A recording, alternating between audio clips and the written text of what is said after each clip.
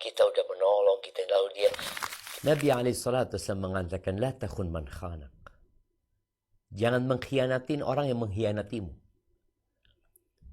Tatkala kita berbuat baik sama orang, lalu orang itu tidak tahu balas budi, tidak tahu berterima kasih, nggak ada urusan sama mereka. Makanya seorang mukmin itu berbuat karena iman. Ketika Nabi alaihissalatu wassalam mengatakan, man kana yu'minu billahi wal yaumil akhir falyaqul khairan aw liyasmut.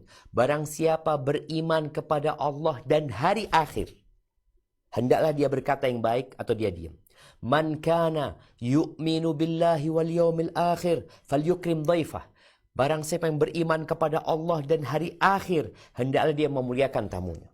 Man kana yu'minu billahi wal yaumil akhir. Barang siapa yang beriman kepada Allah dan hari akhir, fala yu'dhi jarahu. Jangan dia mengganggu tetangganya. Jadi landasan kita berbuat semua itu adalah iman kepada Allah dan hari akhir.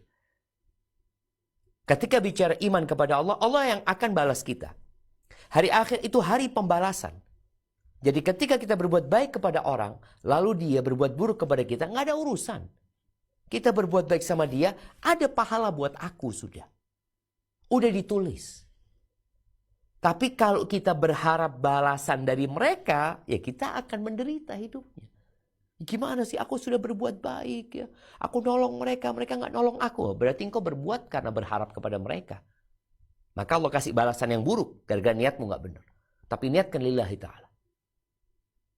Dan memang sakit di hati jemaah. Kita udah menolong, kita perlu bertasbih mengingat pahala yang Allah berikan.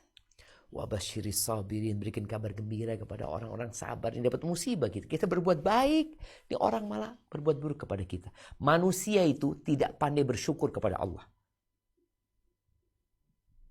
yang ngasih semuanya. Berbuat baik Allah kepada manusia, kasih semua fasilitas, dia sulit bersyukur. Apalagi sama kita. Apa sih yang kau berikan sama dia? Apa?